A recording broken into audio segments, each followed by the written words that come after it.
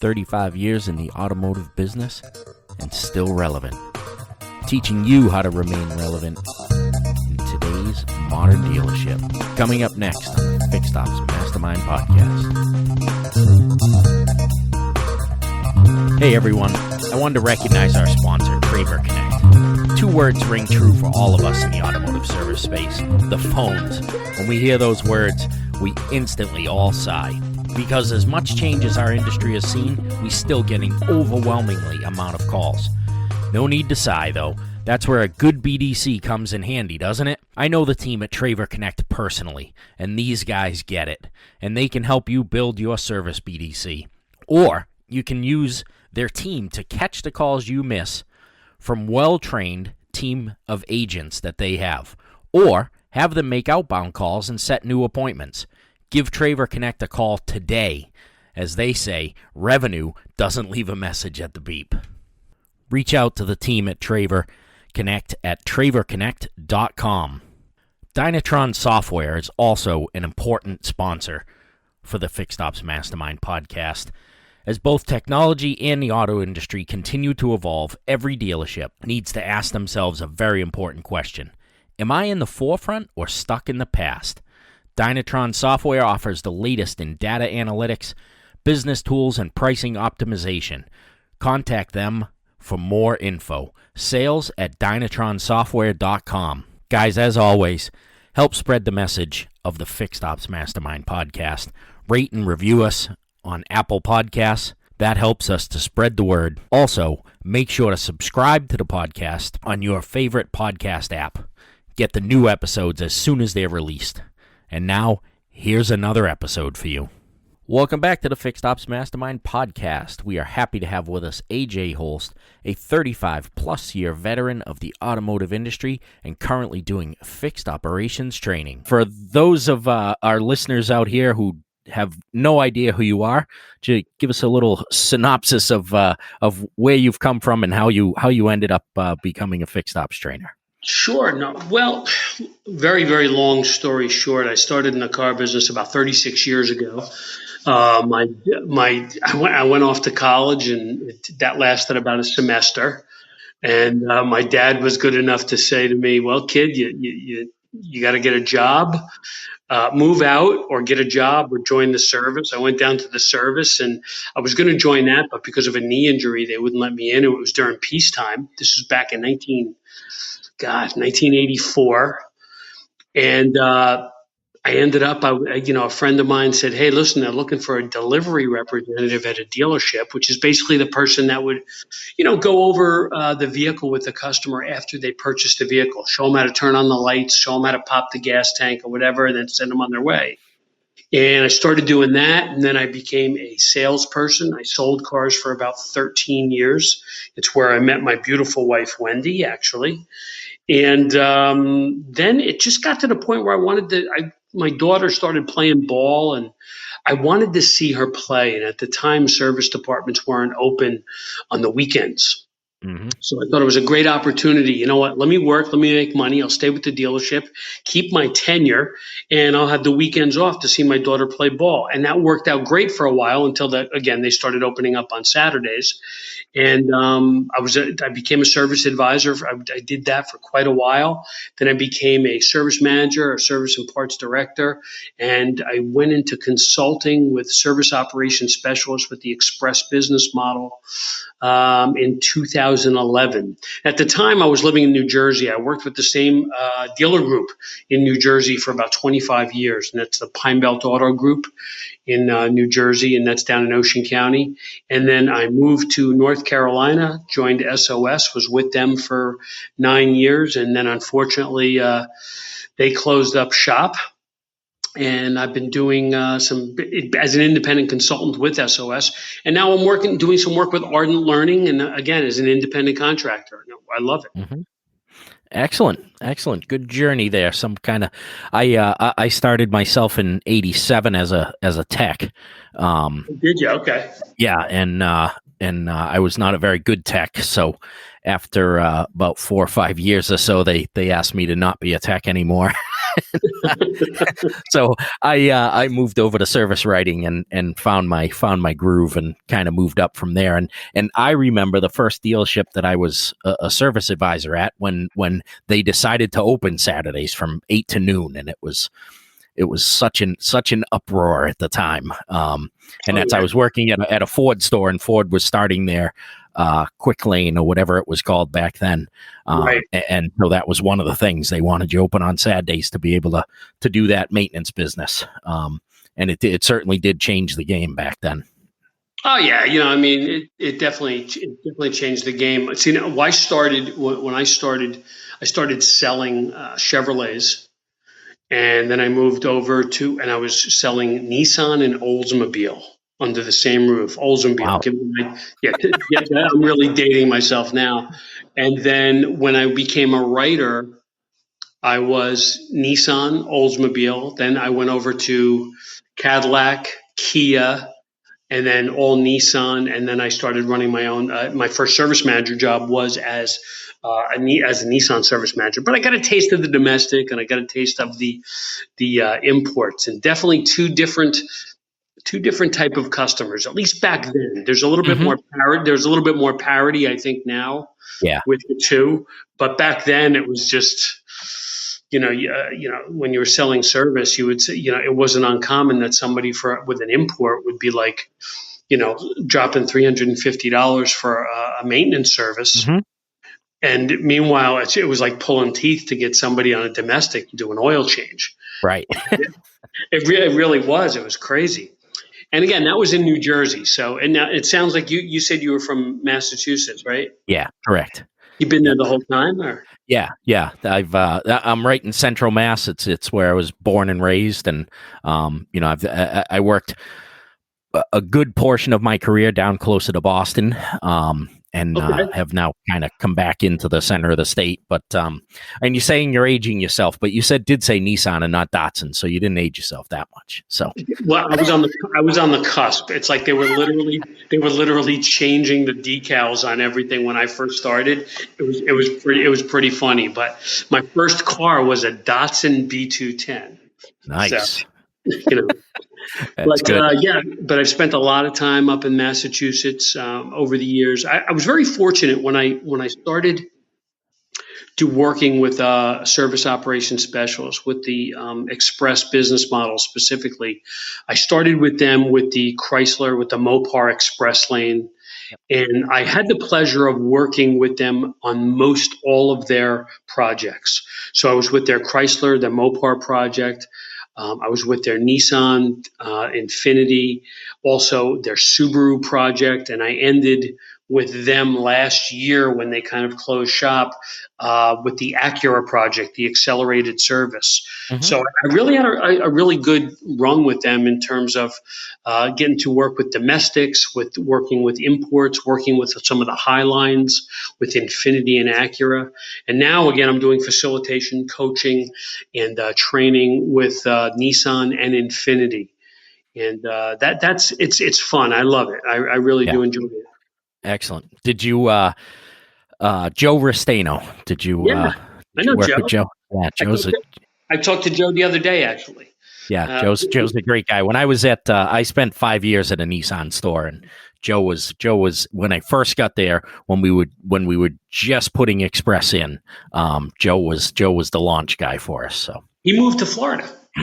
Did he? Good for him. Yeah, I literally was speaking to him this past Monday, and he and I were discussing it, and he moved down to Florida, and he's thinking of maybe getting involved in doing some things. So he gave me a call. Funny story about Joe. It's like, I might as well tell you now, I have a little bit of a character flaw, in that I am a Giant and a Yankee fan. I grew up, as I told you, in Massachusetts, and I grew up as a Yankee fan. So, all right, so you're good. So when I met Joe, and Joe had that Boston accent, and we went on the road and we were traveling around together, and he says to me, he goes, "Listen, it's Thursday night, it's chicken palm night. Wherever we go, it's chicken palm night." And it's so funny because wherever I travel now, wherever I am in the country, every Thursday night is chicken palm night. Not There chicken you go. parm, No, chicken no. palm. Chicken palm. Got to get that right. Yeah, it's fun. Joe told me a story of when he was working for Bach back in the day when Ernie Bach Sr. was running it. Oh, okay. I worked for the Bach organization after he had passed away, but so Joe had brought in some bills for him to pay. He looked at every bill, wrote out and signed every check.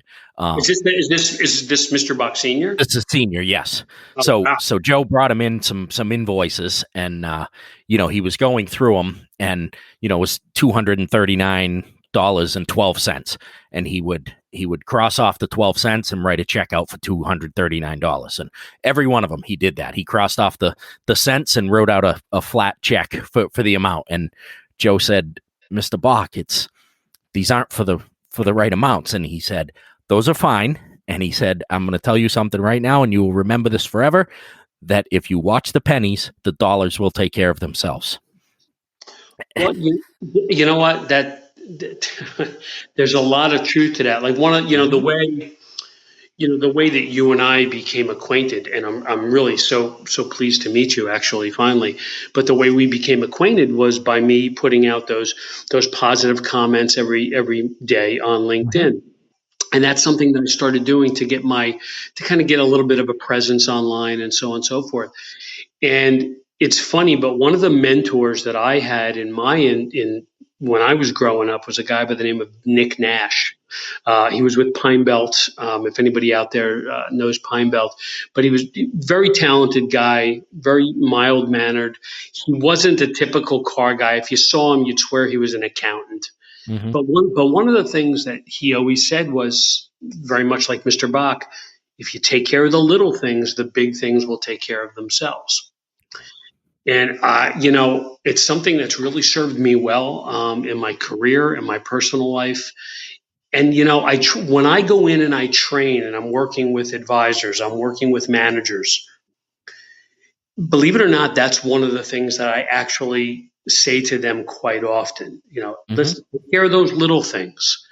The devil's in the details. Take care of those little things. Everything else will take care of themselves.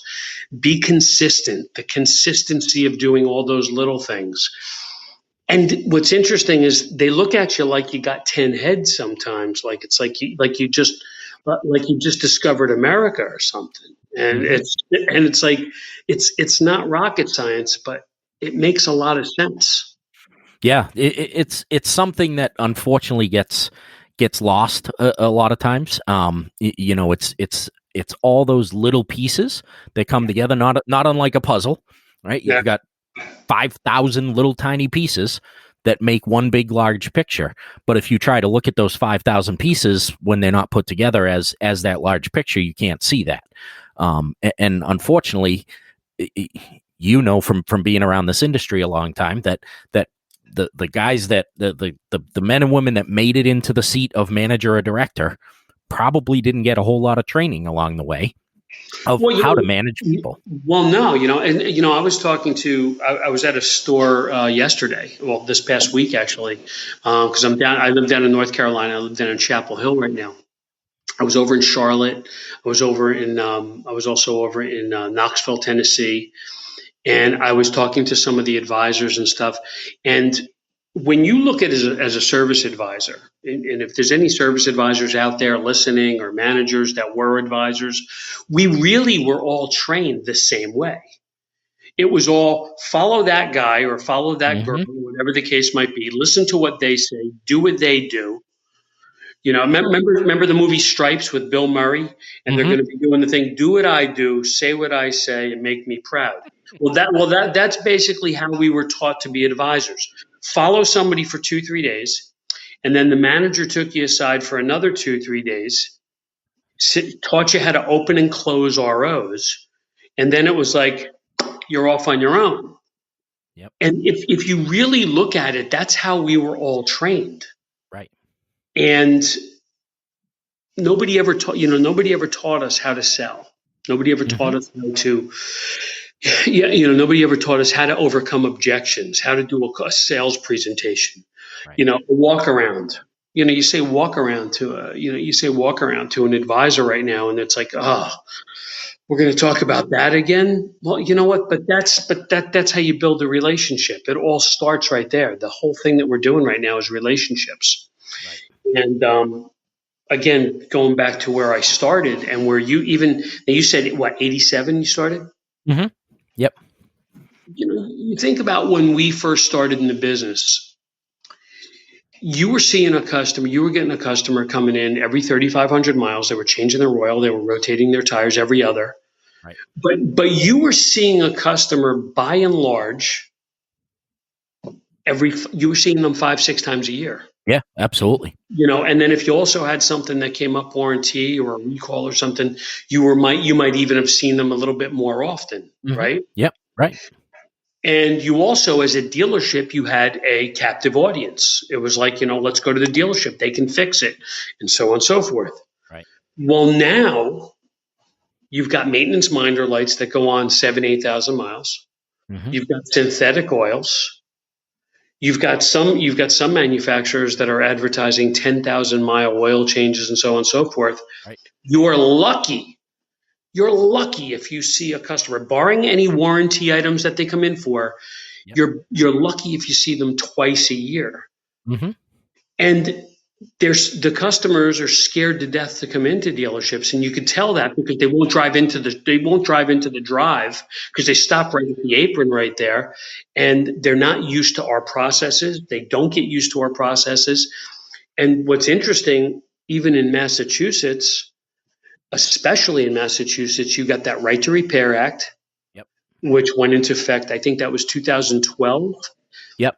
And I think the other day they voted in that all the proprietary information for dealers and everything like that has to be, by 2022, has to be available for every single right.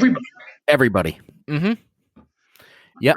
I mean, and now you're talking to an advisor about doing a walk around, and they're complaining about it. It's just like, really?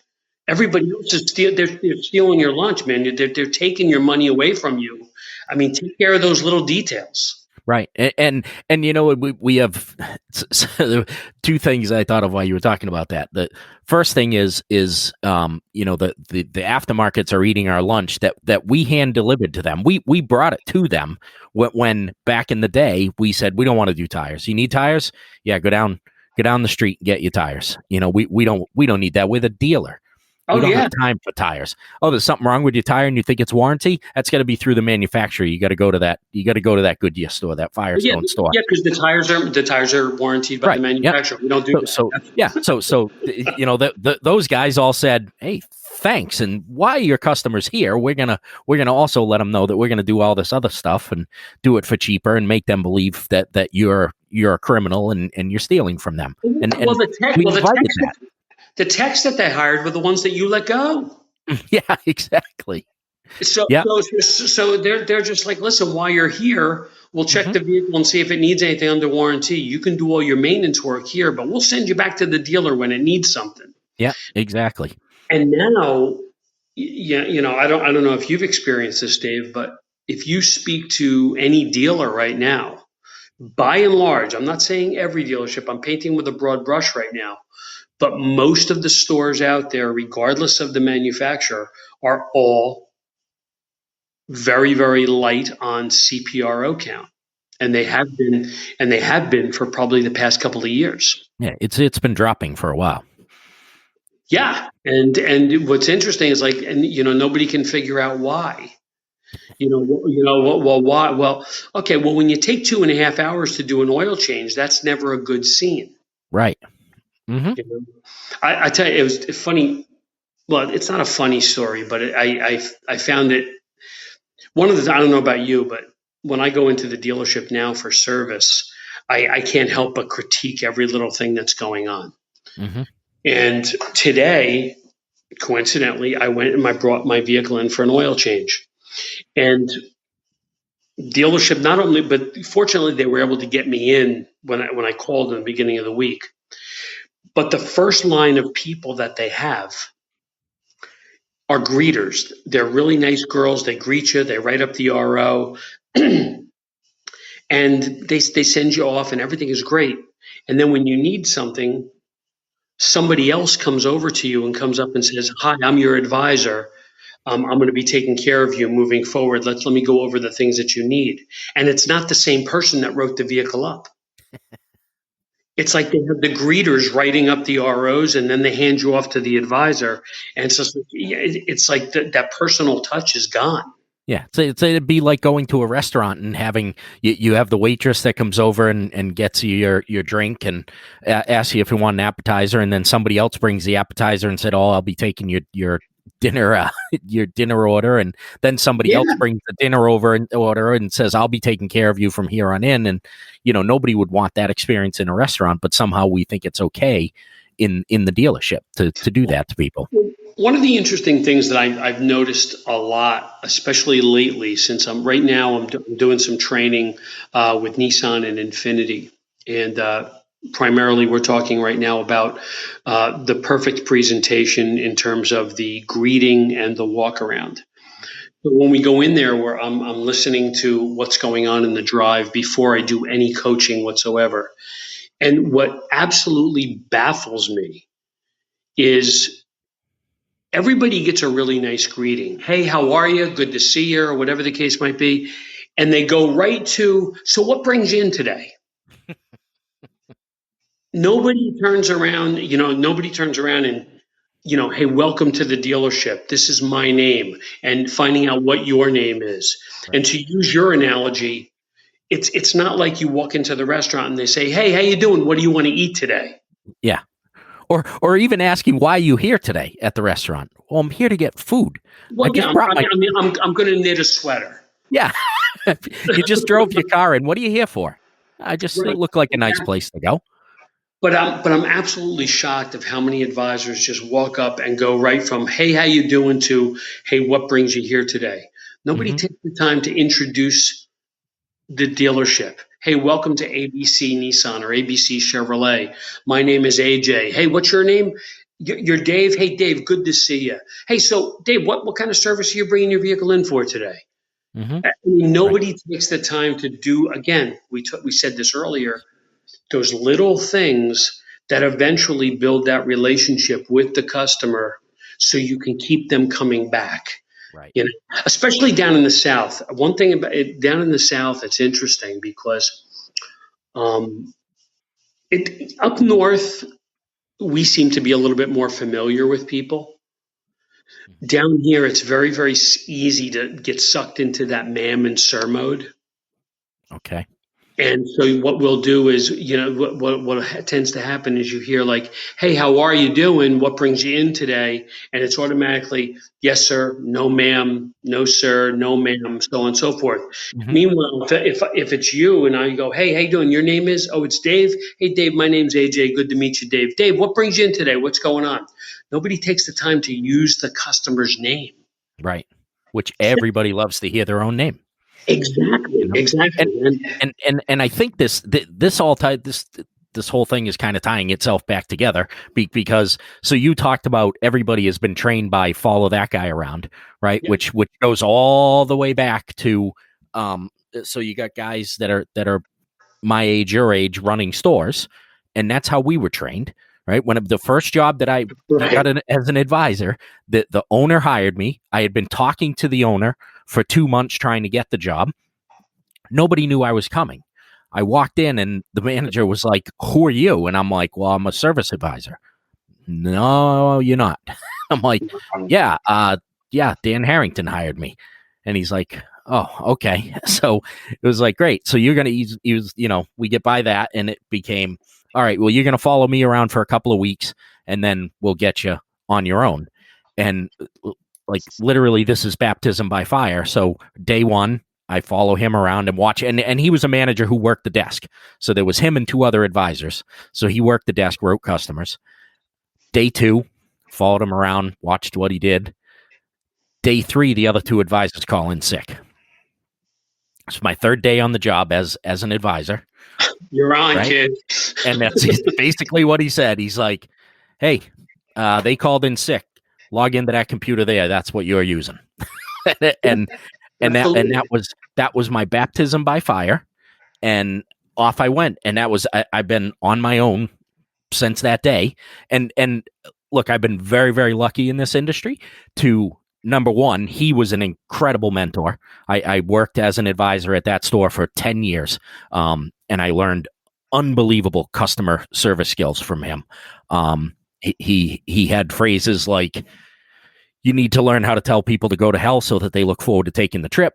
So I learned how to talk to people and things. And he was just an unbelievable mentor to build my customer service skills. But not everybody gets that, right? Sometimes they get that manager that just says, all right, you're going to follow that guy around. And maybe that guy's carrying habits from the last two people who said, follow him around.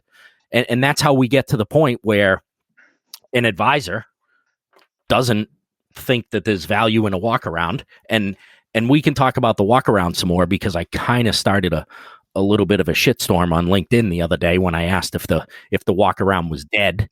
I mean, my feeling is that the I didn't intend it to be as you shouldn't do a walk around, but I intended it, as you just said, it's a place to build a relationship for the customer. Like, the advisor doesn't need to be selling things in the drive. The advisor needs to be building that relationship with that customer, which, if you're having a greeter greet the customer and then handing him off to an advisor, to your point, there is no relationship there. Mm-hmm. And so they should be using that time in the drive to build that relationship. Well, one of the conversations that I have with a lot of them, first I make sure that the manager is okay with it.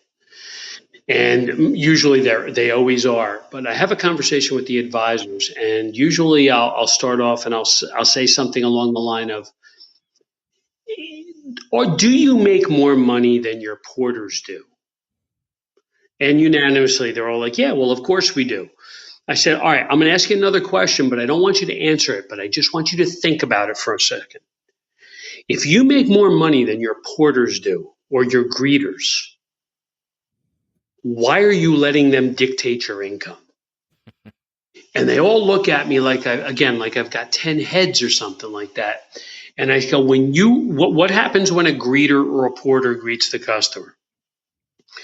The customer automatically starts yapping away about what's going on with their vehicle, and then they abruptly stop them, right, and say, hold on, let me go get an advisor for you. And customers, I mean, up by us, up in the north, they're like, what the hell? I got to repeat myself. Yeah. But most of the people everybody's thinking that. Well, wait a minute. Mm-hmm. I just turned around and went. Now I got to go and repeat myself. Right. So normally, what I'll always tell my advisors is, the only time you should be on your desk is if you're writing a ticket, building a job, selling a job, or closing a ticket. The rest of the time you should be on that drive, even if it's not your customer. Even if I greet a customer and it happens to be Dave Foy's customer, mm-hmm. At least I can answer some of the questions for the customers, talk to them reasonably, give them an educated answer, pass it off to you, and then explain to you exactly what the customer said. Right. And if at nothing else, I let the customer know that they were listened to. Mm-hmm. As far as the walk around is concerned, quite frankly, it's the time to build a relationship. I don't like the idea of the advisors popping the hood. I don't like advisors checking things under the hood. I mean, if anything, all that does is promote advisors diagnosing in the drive, which is the cardinal sin that we all make sometimes. Yep. But now is the time to not only to build a relationship with the customer, but now is also, more importantly, the time to build the credibility in the technician. Yes. If you listen to an advisor and you ask them, hey, explain to me the multi-point inspection,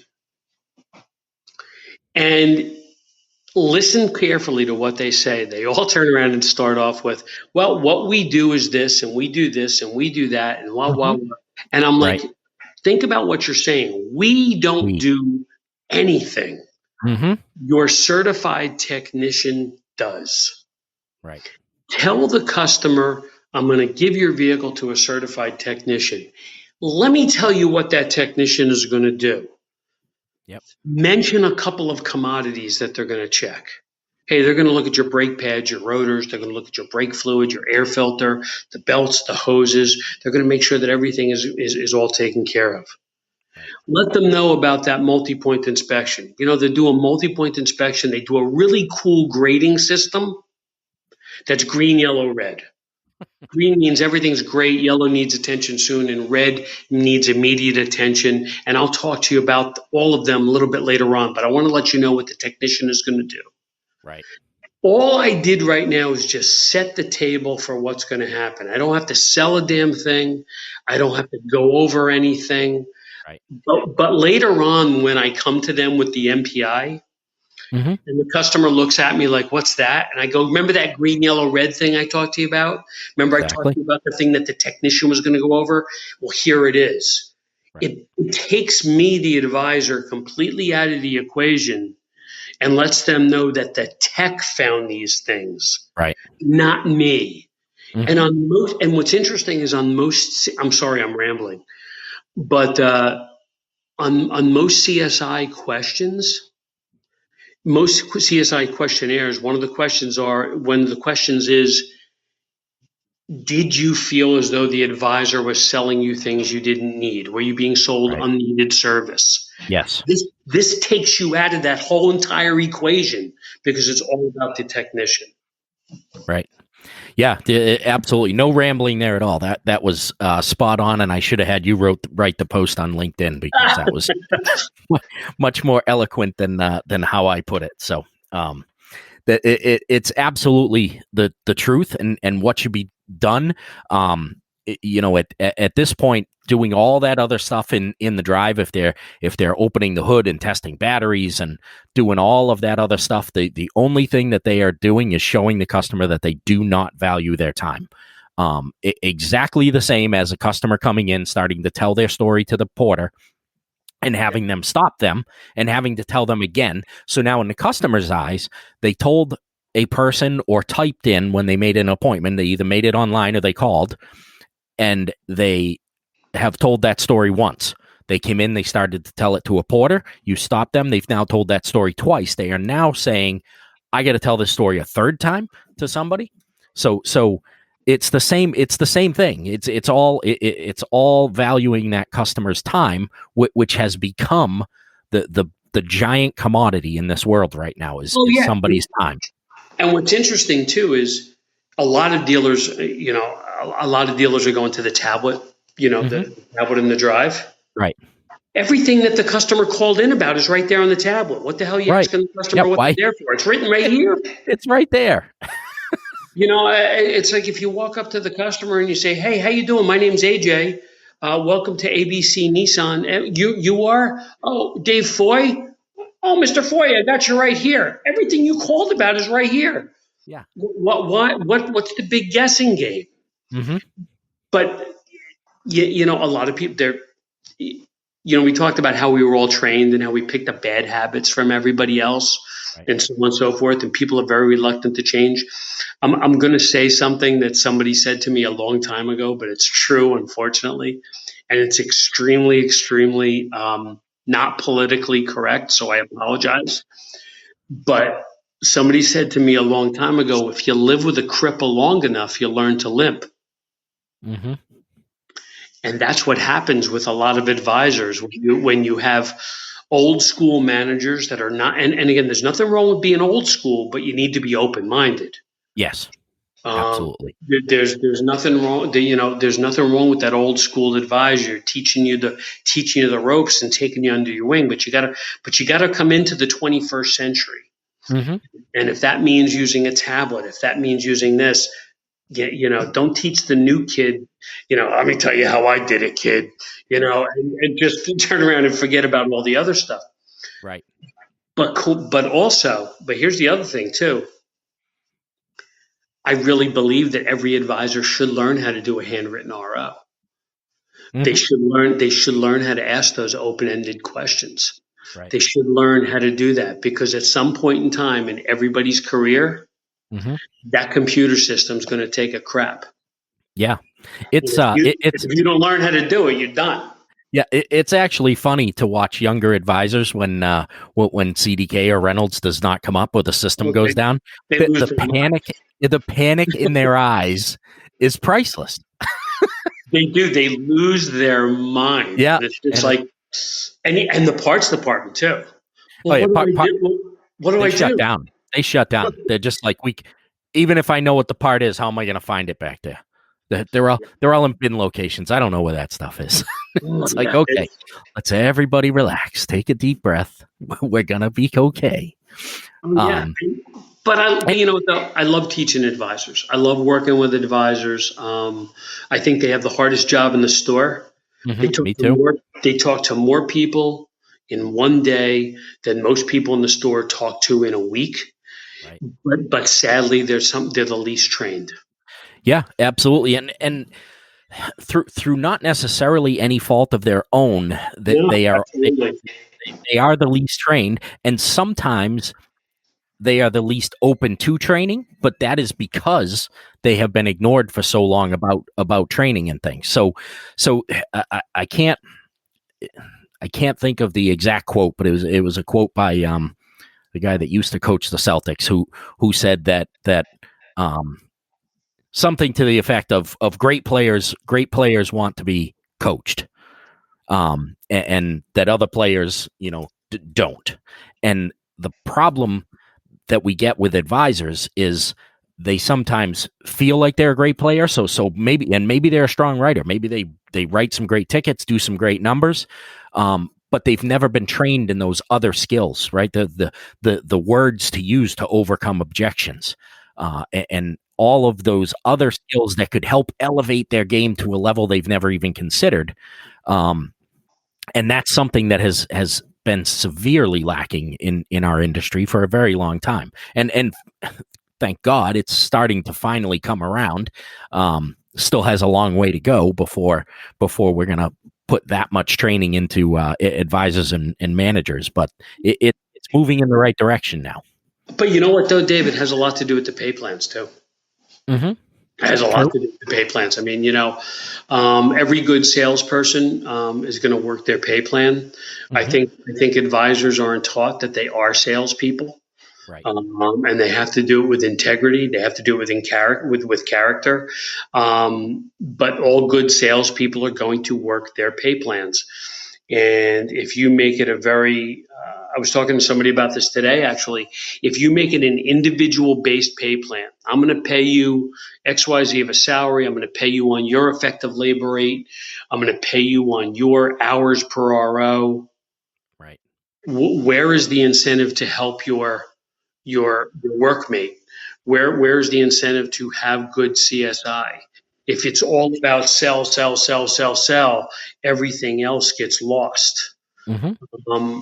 I'm a big fan of paying total gross. I'm a big fan of, if you're going to have a CSI kicker, have a little one for an individual CSI, but Right. have a bigger one for total store CSI. Absolutely. Because if I'm paid on total gross, yeah, I'm going to pay somebody on their individual efforts, and they deserve to be recognized for that. But Yep. I also want to make sure that if you call out sick, I don't want you to fear that you can't run with your wife to the hospital because she's sick, or your kid is home and taking a day off, or whatever the case might be. Right. And you're like, oh crap, I got to get to the dealership because the other guys are going to take my work, or something like that. Mm-hmm. People are going to do this. If I'm built into total gross, now I can call my workmate and say, hey, listen, could you help me out? I got Mr. Customer XYZ. They need this. I sold this. Hey, don't worry about it. We all have skin in the game at this point, and now we can all benefit from helping one another. Right. And those pay plans tend to help that teamwork, even without that scenario of they can't make it to work. They tend to, because you're much more willing to jump in and help with a customer who might be upset or whatever, because you know that it's all going into that bottom line that you are getting a piece of. Yeah, and if you have, and what's interesting is if you have and I'm sure that you've seen it as well. You have two different mindsets. You have the selling mindset that's all about individual profitability. It's all about individual CSI, individual hours per RO, effective labor rate, all that good stuff, gross things that you sell. And then you also have other stores that pay so heavy on CSI Mm-hmm. that the advisor are afraid to sell customers anything for the fear that they'll piss the customer off, Right. and they don't want to talk to them about it. Yep. So you have the two camps. One is like let's club the customers like they're baby seals, Mm-hmm. and then you have the other ones that are like, oh, I don't want to tell the customer that they need brakes because they may be upset at the price. Right. Yeah. You got to build that pay plan that is a nice even. It's a salary. It's a CSI kicker. It's a total gross. It's an individual. And if you're going to put spiffs in there, you know what? Put spiffs that change often. Right. Because if you keep spiffs the same, it now becomes a pay plan. Mm-hmm.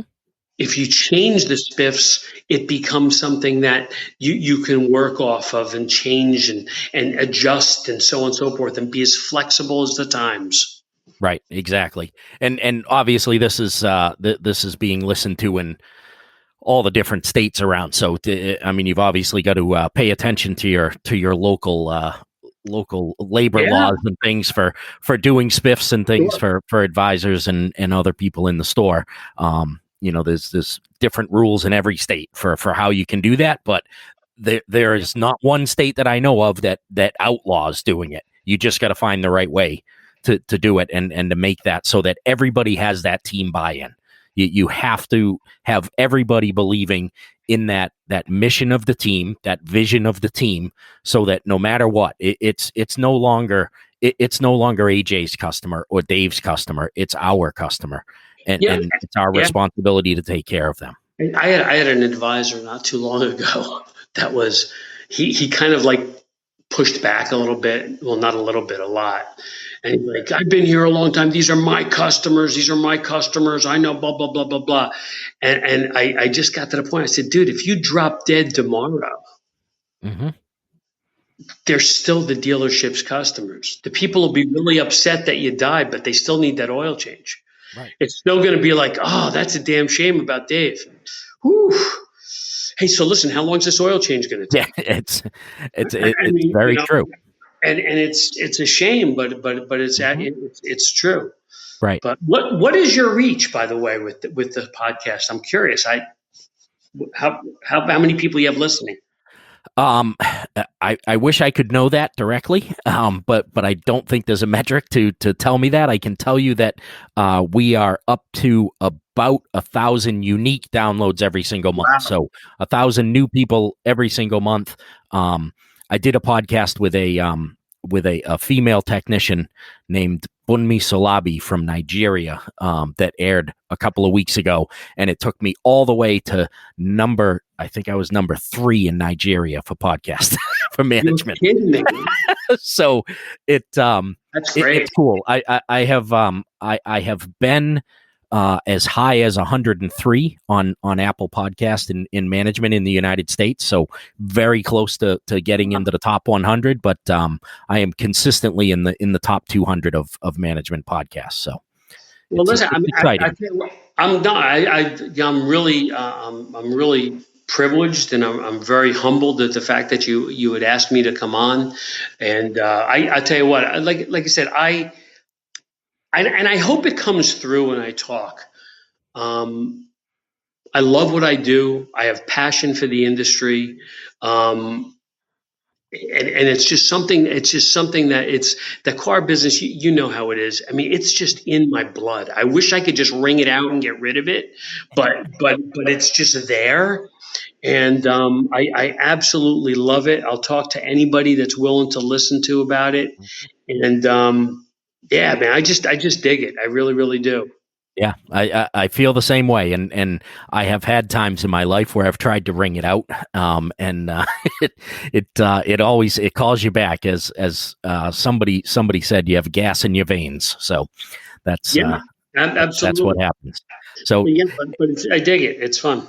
yeah, absolutely, and it definitely does come through in the way you speak. You can Thank feel you. your passion for the business, and it's awesome to see another guy out there with passion for this business, because it is still a great industry. No matter what people say, it's a great way for some younger kids to get into the business, whether you have an education or not, and excel to literally the highest point in the industry you could possibly go with zero education needed. It really is a great industry. No, you're absolutely. And it was funny. Yesterday, I was at a dealership, and I was talking to the fixed ops director, and he had a kid come in on I guess it was like with the local high school, stuff like that. They had a mentorship program or whatever the case might be. And usually it's for rising seniors. Yeah. Well, this kid was a rising junior. And the kid had a great personality, really, really sharp. And COVID hit, and now the kid's home. Basically the kid is home, and he's doing school via the internet and stuff like that. He went back to the dealership and he goes, "Listen, can I work while I'm doing it?" And now he's an advisor. The kid's working at the dealership as an advisor, still taking classes at home and school and stuff like that. He's a senior in high school now. He's making more money than his teachers are. Yeah, that's awesome. But you know what though? I love it because the sad part is there's no young people coming in our business right now. Mm-hmm. And I wish that would change. I wish that would be something that, I hope the stigma of the automobile industry does change. Yeah, and I believe we're doing some things to help that. And one of the things you talked about was pay plans. That's certainly something that needs to change in the automotive business. I could start another hailstorm on LinkedIn by bringing that up. But we could go off on a tangent, and I'd love to do that again sometime. But absolutely. These are the things that I do when I go into stores. I love talking to them. Anybody will listen. Yes, excellent. AJ, it was a great conversation. I really appreciate you taking the time and coming and chatting with us. It was an awesome conversation. Can I plug my business? Of course you can. Tell us how to find you. It is AJ Holst Consulting. Obviously, I'm on LinkedIn. If you're out there, follow me. I give you, Dave will tell you, I give you an inspirational quote every single day. But I'm in the process of doing a website and things along that line. But I'm available for dealership training, coaching, facilitating. Love to talk to anybody that's willing to talk about the business. But thank you. Excellent. I will. I'll make sure your LinkedIn profile is in the show notes too for when the show comes out, so people can click on that and get right on over to you and follow you on LinkedIn and reach out and hire you up to fix their stores. So thanks so much. Thank you so much, Dave. It's an absolute pleasure. It was excellent talking with you. Have a great night. Hey, be well. Take care. You too. Bye-bye. Another information-packed session of the Fixed Ops Mastermind podcast is in the books. Thank you so much for joining us. We really appreciate your support. Remember to download Fixed Ops Mastermind podcast on your favorite podcast app and to rate and review us on Apple Podcasts. We thank again our sponsors, Dynatron Software and Traver Connect. Make sure you guys visit them. They've got some incredible products to help your dealership excel. Until next time, thanks for joining us.